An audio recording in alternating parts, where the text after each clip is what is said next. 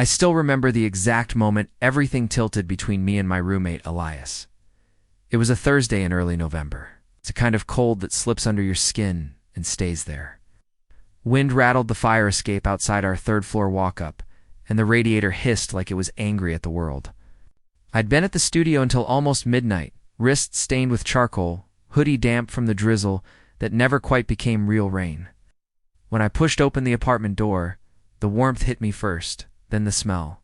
Old coffee, turpentine. From my supplies, and the faint cedar and citrus trace of Elias's soap that always lingered in the hallway. The living room was dark, except for the blue glow of his laptop on the coffee table.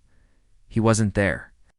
His bedroom door was cracked open, a thin blade of light cutting across the hardwood. I was about to call out something casual leftovers.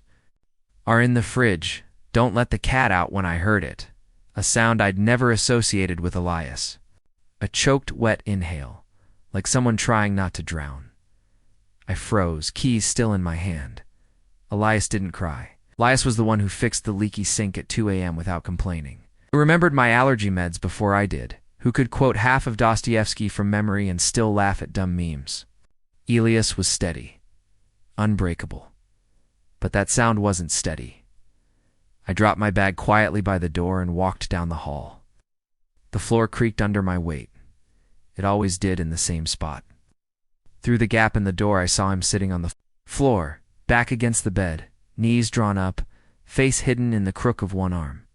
His shoulders jerked in small, silent spasms. A glass of water sat untouched on the nightstand, trembling slightly with every shudder. I knocked once, softly, Elias. He flinched like I'd shouted. When he lifted his head, his eyes were bloodshot. Lashes wet, mouth twisted, like he was biting down on something too big to swallow. For a second, he looked young in a way I'd never seen 24 going on 14. Terrified someone had finally caught him breaking. I'm sorry, I said automatically, voice barely above the radiator's hiss. I didn't mean to. It's fine, he rasped, scrubbing at his face with the sleeve of his hoodie. Go to bed, Leo. He wasn't fine. The lie sat between us like a third person in the room. I should have left. That would have been the polite thing, give him space, pretend I hadn't seen. Instead, I pushed the door wider and stepped inside. The air smelled faintly of salt and the pages of too many books. I lowered myself to the floor across from him, leaving a careful 2 feet of carpet between us, like we were animals deciding whether to fight or flee. Do you want me to go? I asked. He stared at the space between us for a long time, then so quietly I almost missed it. No, so I stayed. Minutes bled past. The radiator clanked. Somewhere down the block, a siren wailed and faded. Elias's breathing slowly evened out, but he still wouldn't look at me. Eventually, I tried again. You don't have to tell me what's wrong. A humorless huff. Everything's wrong. Okay, I said. That's allowed. He laughed then, a cracked sound that turned into something else entirely. When he finally spoke, his voice was raw. My mom called tonight. She found the letter I never sent. The one where I tried to come out to them last year. He swallowed hard. She didn't yell, she just cried, said she doesn't understand how her son could choose this. That maybe if I prayed harder. He stopped, jaw clenched so tight I thought it might shatter. I didn't know what to say. Words felt clumsy, oversized, so I scooted forward until our knees almost touched and rested my hand on the floor between us, palm up. An offering. No pressure. He stared at it like it was written in a language he'd forgotten how to read. I thought if I just kept it quiet a little longer, he whispered, got the degree, got the job, became the version of me they could brag about at church, then maybe it wouldn't matter who I loved. Maybe they'd just ignore it. His fingers curled into fists. But I'm so fucking tired, Leo. The curse sounded foreign in his mouth, like he'd borrowed it from someone braver. I moved my hand closer until my fingertips brushed the denim over his knee. He didn't pull away. You're allowed to be tired, I said. You're allowed to be pissed off and scared and still want things they can't give you. None of that makes you less their son. It just makes you honest. His eyes snapped to mine, wide and searching. You think honesty fixes anything? No, I admitted. But lying forever breaks you worse. A tear slipped down his cheek. He didn't bother wiping it away this time. Slowly, carefully, He unfolded one hand and laid it over mine. His fingers were ice cold and trembling, but he held on like I was the only solid thing left in the room. We stayed like that until the radiator was quieted and the city outside settled into its late-night hum. At some point he leaned sideways until his temple rested against my shoulder. I felt the dampness of his tears soak through my hoodie. I didn't move. "I don't know how to do this," he murmured into the fabric. "You don't have to know tonight." He nodded against me, the smallest movement. When he finally spoke again, his voice was barely a breath. "Stay." So I stayed. We fell asleep on the floor of his bedroom, backs against the bed, hands still loosely linked. The space between us shrinking inch by inch until there was none left at all. The weeks that followed were strange and careful and electric. We moved around each other like magnets, unsure of our poles, close enough to feel the pull, far enough that no one got hurt. Mornings in the kitchen became a quiet choreography, Elias pouring coffee while I sliced fruit, our elbows brushing. Neither of us acknowledging the way we both paused at the contact. He started leaving his door open at night. I started lingering in the living room after he went to bed, sketching under the lamp until I heard his breathing even out through the walls. One Saturday in December, the radiator broke completely. The apartment dropped to Arctic temperatures overnight. Elias knocked on my door at 3 a.m. wearing every sweater he owned, teeth chattering. "Can I?" he started, then just looked at me. Cheeks flushed from cold and something else. I lifted the corner of my blanket without a word. He crawled in fully clothed, burrowing against my side like a question he was afraid to ask out loud. I wrapped an arm around him and felt him exhale, shaky and relieved. We didn't kiss that night. We didn't need to. The way he tucked his freezing fingers under my ribs and whispered "thank you" against my collarbone was louder than any confession. But the air kept thickening. Little moments piled up like snow against the windows. The time I caught him watching me draw. His gaze soft and wondering, like he was seeing color for the first time. The evening he cooked for me real food, not just instant ramen, nervous and proud, burning the garlic because he kept glancing over to see if I liked it. The way his laughter started coming easier, startled out of him when I said something ridiculous, like sunlight breaking through cloud cover and always underneath everything.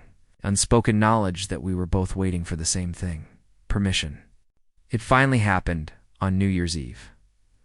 We decided not to go out to many crowds, too much noise. Instead, we bought cheap champagne and a stack of old movies. By midnight, we were 3 glasses in, sprawled on the couch under the same blanket that had become our silent treaty. The TV showed fireworks over the city, muted and distant. Elias was quiet, tracing idle patterns on the inside of my wrist with one fingertip. The room smelled like champagne and the pine candle I'd lit for atmosphere. When the clock ticked over into the new year, he turned to me, eyes bright with alcohol and nerves. "Leo," he said, voice rough. "Can I?" I didn't let him finish. I leaned in and kissed him, soft and slow. Tasting champagne and the faint salt of earlier tears, he hadn't quite blinked away. He made a small, shocked sound, then melted. Against me, hands coming up to cradle my face like I was something precious he'd been afraid to break. When we pulled apart, foreheads still touching, he laughed breathless, credulous. "I thought you'd never," he whispered. "I thought you'd never let me." He kissed me again, deeper this time, and the blanket slipped to the floor unnoticed. Later, tangled in my sheets with moonlight striping the bed. He traced the line of my shoulder and said very quietly, "I'm still scared." "I know," I told him, pressing my lips to the pulse at his throat. "But you're not alone anymore." Outside, the city kept celebrating a new year. Inside, we were learning how to be brave together, one careful heartbeat at a time. It was a stormy evening in late spring when everything changed between me and my roommate, Alina. We'd been sharing a cramped apartment in the heart of the city for over a year, now to grad students, scraping by on scholarships and part-time jobs. Alina was studying environmental science, always buried in books about climate patterns and ecosystems, while Mia was pursuing graphic design. Sketching away my free time in notebooks filled with dreams and doodles, our place was a cozy mess. Plants cascading from every shelf her doing, posters of abstract art taped crookedly to the walls mine, and a perpetual scent of herbal tea lingering in the air.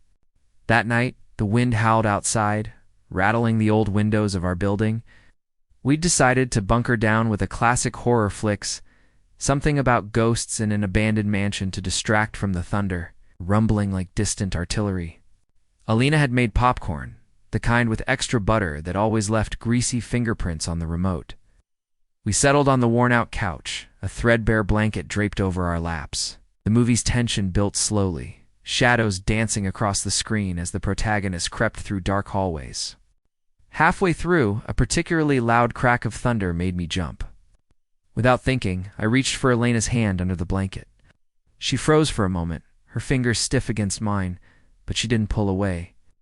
Her breath hitched, quickening in the dim light of the TV. She turned to me, her voice barely audible over the rain pelting the glass. "Mia, I think I like you more than just as a friend." Her words hung in the air like the storm clouds outside, shocking me into silence. The shadows from the flickering screen played across her face, highlighting the vulnerability in her wide eyes. Rain intensified, drumming a frantic rhythm on the roof. Lena fidgeted with the edge of the blanket, her gaze fixed on her lap, avoiding mine. I could sense her anxiety like a palpable wave, her shoulders tense, her free hand twisting a strand of her long dark hair. "I like you too," I whispered, my voice struggling to rise above the movie's eerie soundtrack. I felt this way for months now. Relief flooded her features, but it was quickly chased by a shadow of guilt, or perhaps fear. "Is this too sudden?" she asked softly, her words trembling. "Am I pushing you into something you're not ready for?" "I didn't mean to, Mia," I interrupted her gently, squeezing her hand. Ow. "You're not pushing me at all. I want this too." She finally met my eyes, and in that moment, hope sparked like a match in the darkness. We didn't kiss that night.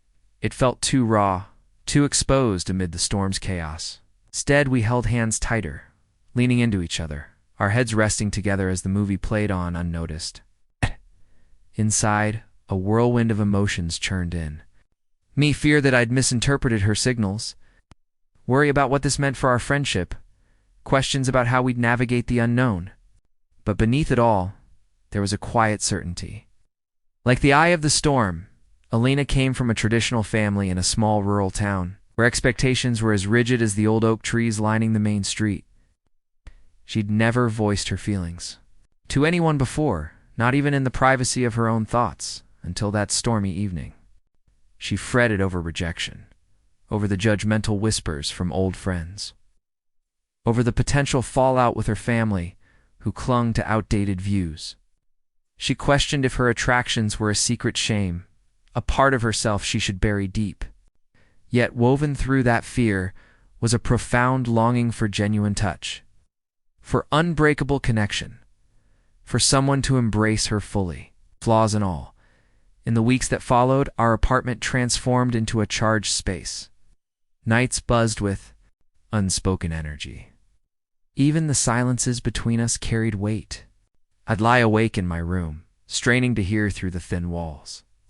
Some nights, faint sobs drifted from her side of the hall, muffled but heartbreaking.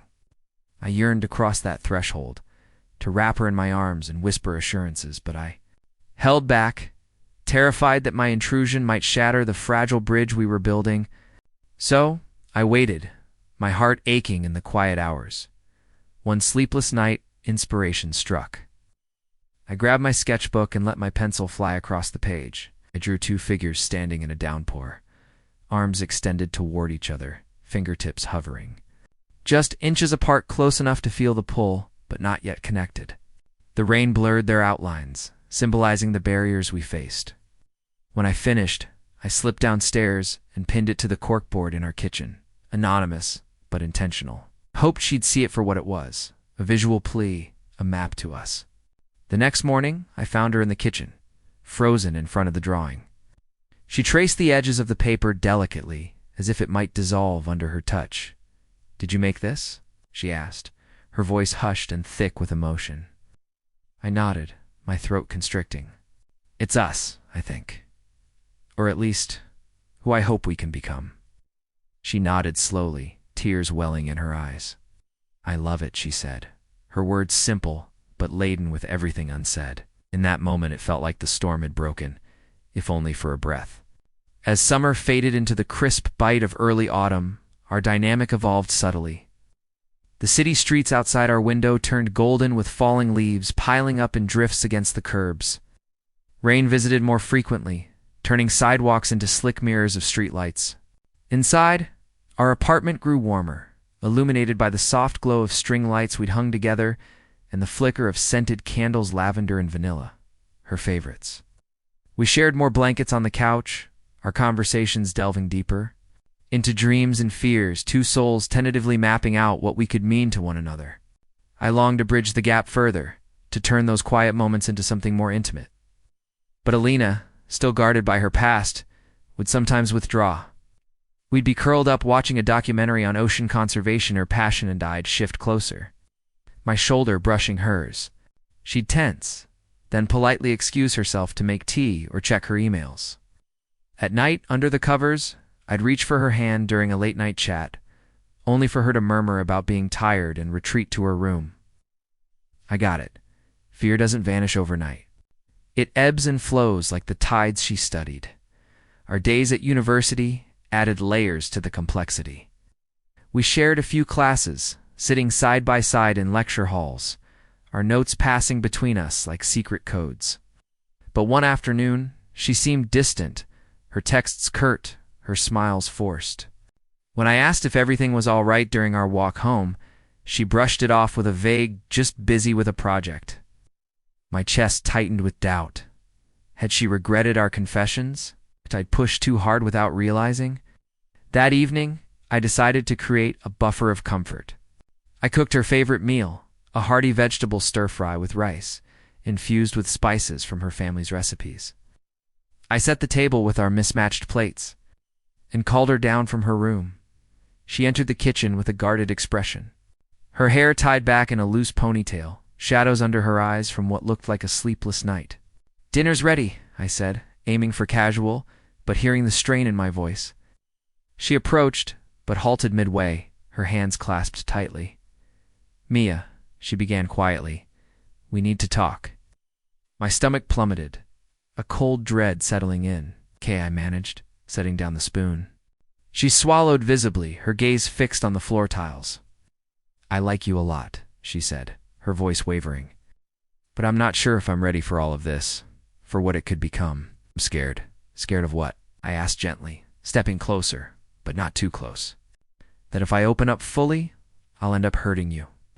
Or that you'll see the real me, the messy, uncertain parts, and decide it's not worth it. That this whole thing is a mistake." Her voice cracked, and she let out a shaky laugh, the kind that masks profound sorrow. "I've never done this before, not with someone who actually matters to me. It's safer to pretend these feelings aren't so intense, to keep life uncomplicated." I listened, letting her words sink in. "Fear builds walls," I said softly, echoing a lesson from my own therapy sessions. "But those walls don't shield us, they isolate us." She lifted her eyes to mine, tears shimmering like rain on leaves. "I've been hurt in the past," she confessed, her voice barely above a whisper. "Little things that add up, a crush in high. School who laughed it off as a joke, family comments at holidays that cut deeper than they intended. I carry that baggage, even when I tell myself I've moved on. And now, with you, I'm terrified that letting you in will just add more weight to it." I absorbed her words, trying to truly understand the depth of her scars. Then I asked gently, "What does letting me in mean to you? What does everything look like?" She took a deep, steadying breath, her shoulders rising and falling. "It means showing someone my true self," she said slowly, as if piecing together a puzzle. "Not the polished version I present to the world, but the raw one, the doubts, the desires, the vulnerabilities. It means allowing touch without flinching, sharing dreams without shame, and admitting what I want without fear of judgment." We stood there in the kitchen, the stir-fry cooling on the stove, the rain tapping insistently at the window like an impatient visitor. I reached out tentatively, and this time she didn't pull away. Instead, she stepped forward, her hand finding mine. "I'm willing to wait," I said, "to go at your pace, 'cause what we have, what could have, is worth the risk." A small smile broke through her tears, fragile but real. We ate dinner that night in a new kind of silence, one filled with possibility. We could have is worth the risk. A small smile broke through her tears, fragile but real. We ate dinner that night in a new kind of silence, one filled with possibility rather than tension. In the months that followed, we took small steps forward. Alina started opening up more about her family, sharing stories of holidays where she felt out of place. And I reciprocated with tales of my own awkward coming-out experiences. We went on walks through the autumn parks, kicking through piles of leaves, our conversations weaving between lighthearted banter and deeper confessions. One evening, as the first snowflakes dusted the city, we finally shared our first kiss-off, tentative, under the glow of street lamps. It wasn't perfect. Fear still lingered in the corners. But it was ours. Our story wasn't without setbacks. There were days when Elena's doubts resurfaced, triggered by a family call or a judgmental comment from a classmate. I'd find her sketching absent-mindedly in her notebook doodles of swirling storms and blooming flowers, symbols of her inner turmoil. But we'd talk through it, building trust brick by brick. I continued drawing, creating a series of illustrations that captured our journey, hands finally clasping in the rain. Figures emerging from shadows into light. Alina pinned them around our apartment, turning our space into a gallery of hope. Through it all, that initial certainty never faded. We were two people navigating the complexities of love amid personal storms. Learning that vulnerability isn't a weakness, it's the path to true connection. And as winter settled in, wrapping the city in a blanket of white, our bond grew stronger, warmer, defying the cold outside. Letting someone know what I truly desired, without the weight of shame pressing down, without trailing off into those endless ellipses of hesitation. Her voice softened, almost breaking. Letting someone love me without me sabotaging it, without trying to steer every moment or bolt at the first sign of vulnerability. My heart twisted in recognition because I craved that too. I wanted to be the person she could rely on, the one she let past her defenses. Then open up to me, I murmured. Only as much as feels right. I swear I'm not leaving. In the weeks that stretched out after that conversation, we navigated a delicate dance of intimacy and retreat. I respected her boundaries, giving her the breathing room she needed to untangle her emotions. Some evenings I'd lose myself in my guitar, strumming soft melodies in the den while she retreated to her room, journaling or staring out at the city lights. Other times I'd catch her bundled in blankets on the porch, her eyes distant, lost in memories that still haunted her. I started leaving little tokens, pressed flowers from my walks. A handwritten poem about resilience, a simple note saying, "You're stronger than you know. I'm right here if you need me." I wasn't trying to overwhelm her. I just wanted her to feel anchored, to know solitude didn't mean isolation. One crisp autumn afternoon, we caught a bus back from the art gallery downtown. The vehicle rumbled along rain-slick streets, the windows fogged with condensation. She shivered against the chill seeping through the cracks, and instinctively I shrugged off my scarf, wrapping it around her neck. Our fingers grazed, and I felt her breath hitch. "This all right?" I asked, my voice low and careful. She nodded, a faint flush coloring her cheeks. Moments later, she shifted closer, her head tilting to rest lightly on my arm. It was a subtle gesture, but in that instant, it felt like a bridge forming between us, fragile yet undeniable. When we arrived at our shared apartment, she paused in the entryway, fiddling with her keys. Reluctant to head to her room, "I want you in my world," I said quietly, stepping nearer. "Not just the polished parts you show everyone, the messy real ones too."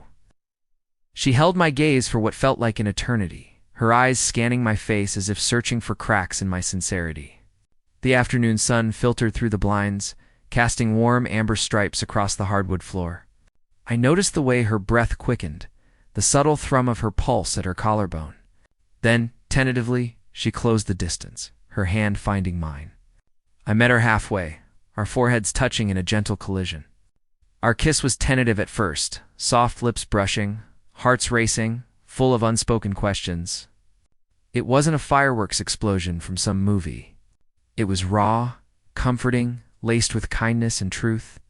She drew back, her eyes shimmering with unshed tears. "Thank you," she breathed, "for sticking around, for having the courage to push when I needed it." I smiled outwardly, but inside, a storm brewed. My own insecurities whispered doubts. What if I'm not strong enough for her? What if her past traumas drag us both under? What if she realizes I'm still piecing myself together, still fumbling through how to love without fear? Yet, every time I caught her grinning at a silly joke I made, or when she'd absent-mindedly twirl a strand of her hair while reading, oblivious to my watching, a warmth spread through me like sunlight. Each time she allowed me to intertwine our fingers during a walk or let me see the vulnerability in her laughter, I felt privileged. Bit by bit, those invisible barriers crumbled. One starry evening, we climbed to the fire escape of our building, the city sprawled twinkling below like a sea of fireflies. Mia draped a woolen throw over our shoulders, pulling it tight against the night breeze. Her fingers were icy, so I handed her a mug of spiced tea I'd brewed, the aroma of cinnamon and cloves mingling with the cool air. She gazed upward, tracing constellations with her eyes, silent for ages. Then, in a voice barely above a murmur, she asked, "Why did you come after me that day?" She was referring to the afternoon I'd found her in the park, tears streaming as she confessed her struggles with trust. The day our connection sparked. I chuckled softly, recalling the moment. "Because I care about you. Deeply." I paused, choosing my words. "Because no one should face their demons alone. And I hoped, maybe foolishly, that you'd let me stand beside you." She turned, her face illuminated by the moon's silver glow, shadows playing across her features. I braced for her to pull away, to rebuild those walls. But instead, she whispered, "I do want to let you in. More than anything." Our next kiss was more assured, lips lingering longer, hands exploring with gentle curiosity. My entire being quivered, sensing her lingering doubts, her quiet yearnings. It was intimate, authentic, the seed of something delicate yet profound. As the season shifted toward winter, Mia confided she needed to return to her family's cabin upstate for a few days. "To clear my head, find some stability," she explained. I worried it was a step back, a need for solitude, but I nodded. "I'll drive you," I offered. We set off on a Thursday morning, the highway winding through frost-kissed forests. Before she stepped out, I squeezed her hand. "Call if you want. Or don't. I'm here either way." The return trip felt empty, the radio static mirroring the unease in my chest. Friday passed in a blur of work and distraction. Saturday brought a text. "Thanks for the ride." Sorting through thoughts about us, it was polite but distant, like a veil had descended. I tried calling that evening, no response. My voicemail was simple. "Missing your voice. Whatever's swirling in your mind, I'm in your corner." Sunday dawned gray and stormy. Restless, I wandered to a bookstore near her family's area. Browsing shelves while sipping coffee, my mind replaying our moments. Then my phone vibrated. "Can you come over?" My pulse raced as I navigated the slick roads. Wipers slashing through the downpour. The cabin was nestled among pines, smoke curling from the chimney, lights glowing invitingly. Her sister answered the door, offering a knowing smile before ushering me in. Mia sat by the fireplace, wrapped in a quilt, her expression weary but resolute. There was a new steadiness in her posture, as if she'd wrestled with inner storms and emerged clearer. We settled on the worn leather sofa, the crackle of logs the only sound at first. "Thanks for driving out," she said, her voice steady. "I'm here because I want to be," I replied, meeting her eyes. She inhaled deeply, gathering her thoughts. "I've been reflecting on everything on us, on how terrified I am of being truly known. Here at home, it's comforting, but it's also suffocating. My sister teases about when I'll bring home a partner. My parents hint at grandkids, at settling down. There's this invisible script I'm supposed to follow." Her tone faltered. "And when feelings for you started blooming, it felt like rebellion against that script, but also like denying my true self." Tears welled, spilling over. I took her hand, thumb tracing soothing circles. "You deserve to live your truth, with me or anyone. No masks."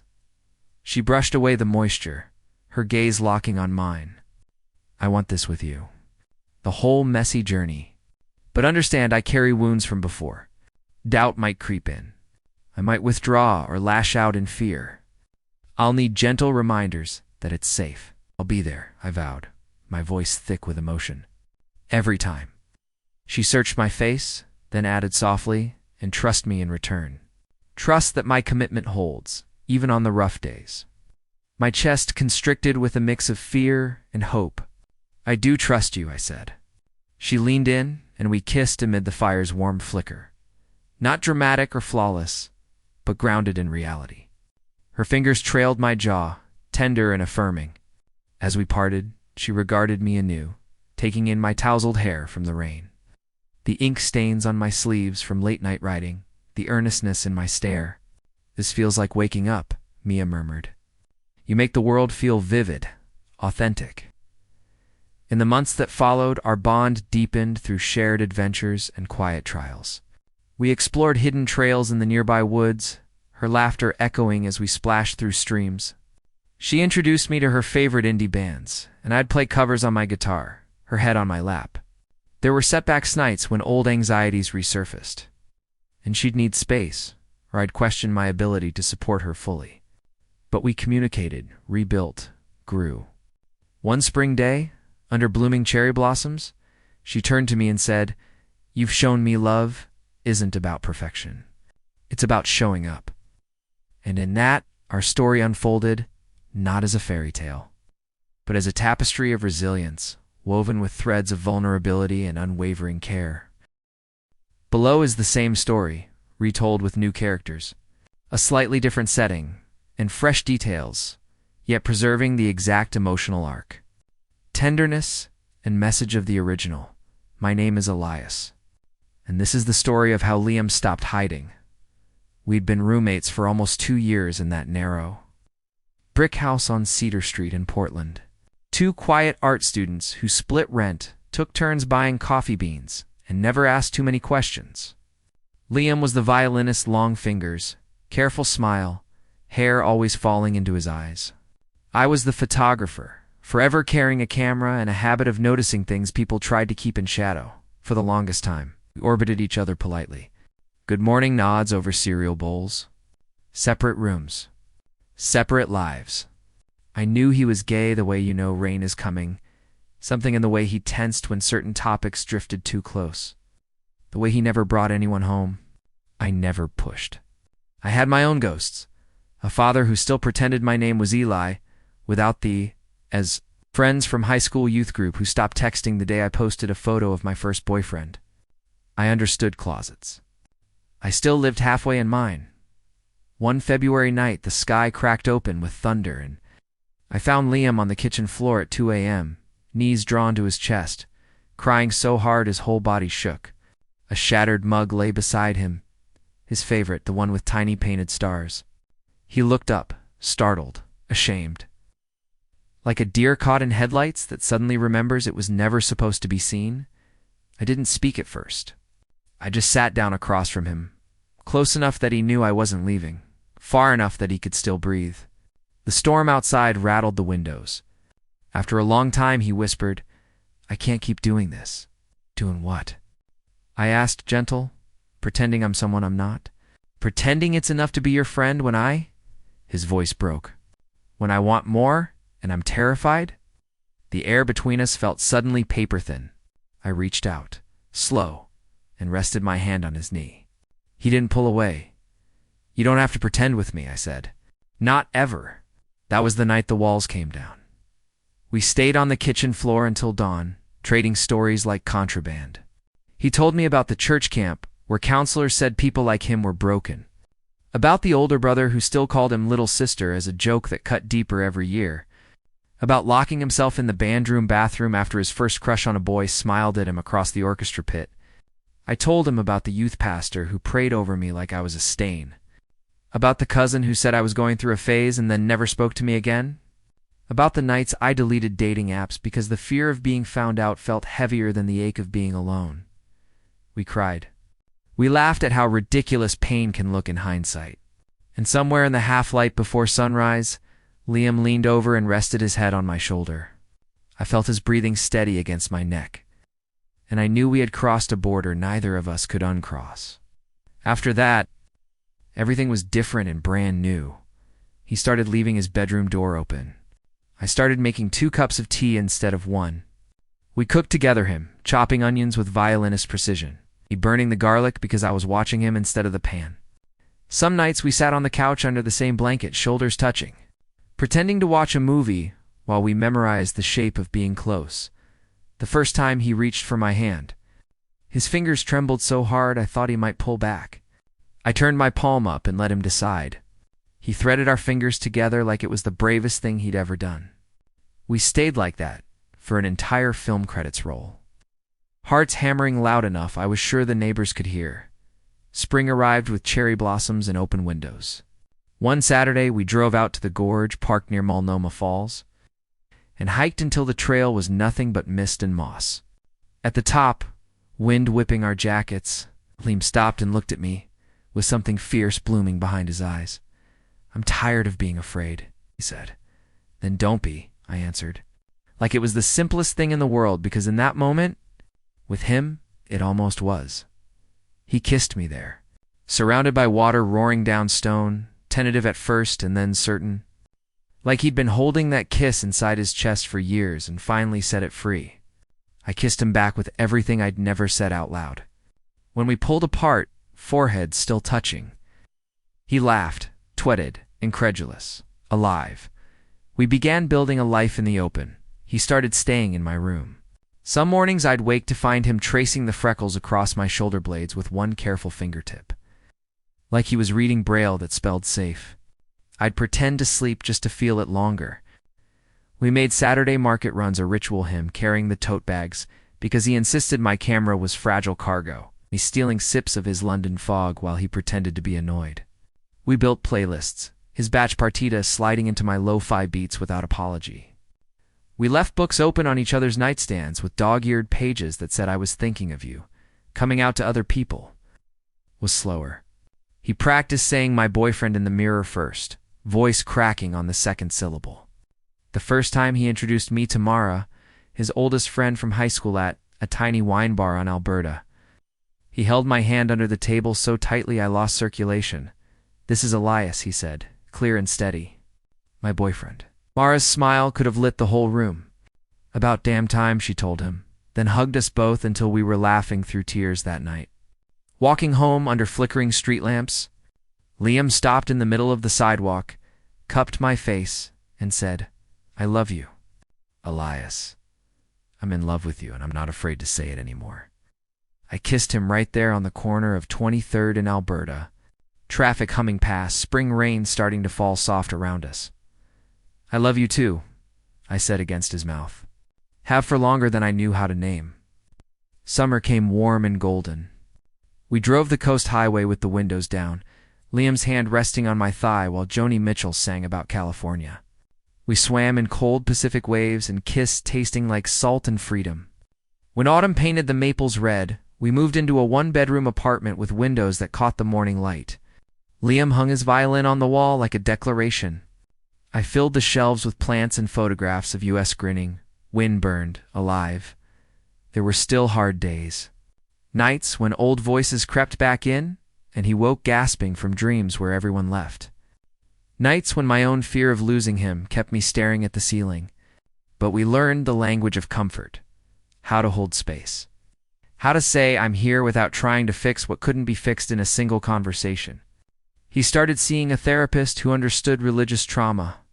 I went with him once, sat in the waiting room clutching a paper cup of terrible coffee. Proud and steady, winter brought the holidays' chosen family potlucks, where we held hands under the table without thinking twice. He gave me a leather-bound journal with a compass rose tooled into the cover. I gave him a silver ring etched with a line of sheet music from the first piece he ever played for me. We wore them on our right hands because the world still moves slowly sometimes. But the promise was there all the same. One January evening, the city got its rare, perfect snow. We walked to Laurelhurst Park at midnight, boots crunching, breath fogging in the streetlights. The park was silent and glowing. Liam spun in a circle, arms wide, laughing like a kid. When he slipped on the path, I caught him. We went down together in a tangle of scarves and joy. Lying there in the snow, staring up at constellations through bare branches, he whispered, "You gave me a home inside myself I never thought I'd find." "You were already home," I told him. "I just opened the door and refused to let you close it again. Years have passed now. I'm a working photographer." He teaches violin to kids who light up when he tells them music is allowed to feel like freedom. We have a dog named Juno who stole an entire rotisserie chicken once and still believes she's innocent. Our fridge is covered in save-the-dates from friends who watched us grow into this life. Some family came around. Some never will. We send them postcards anyway, pictures of us smiling on mountaintops. Captions that say, "Wish you could see this with us." Sometimes late at night I still find him awake. Scrolling through old photos, eyes shining, I slide in behind him, wrap my arms around his waist, rest my chin on his shoulder. "Thank you," he'll whisper. Like he's still surprised Grace is allowed to stay. "You never have to thank me for loving you," I answer. "It's the easiest thing I've ever done." To anyone reading this who's still hiding pieces of themselves in dark corners, you deserve someone who sits on the kitchen floor with you at 2 a.m. and doesn't leave when the story gets ugly. You deserve someone who learns the sound of your breathing and calls it home. You deserve to walk into rooms holding the hand of the person you love without bracing for impact. Love is not the absence of fear. It's the decision to stay anyway. This is our love story. Messy, slow, fierce, ordinary, miraculous. Liam no longer flinches when someone says boyfriend. I no longer introduce him as my roommate out of habit. We chose truth over safety, again and again, until truth became the safest place we'd ever known. May you choose it too. May you be seen. May you be loved exactly as you are, because that is where everything real begins.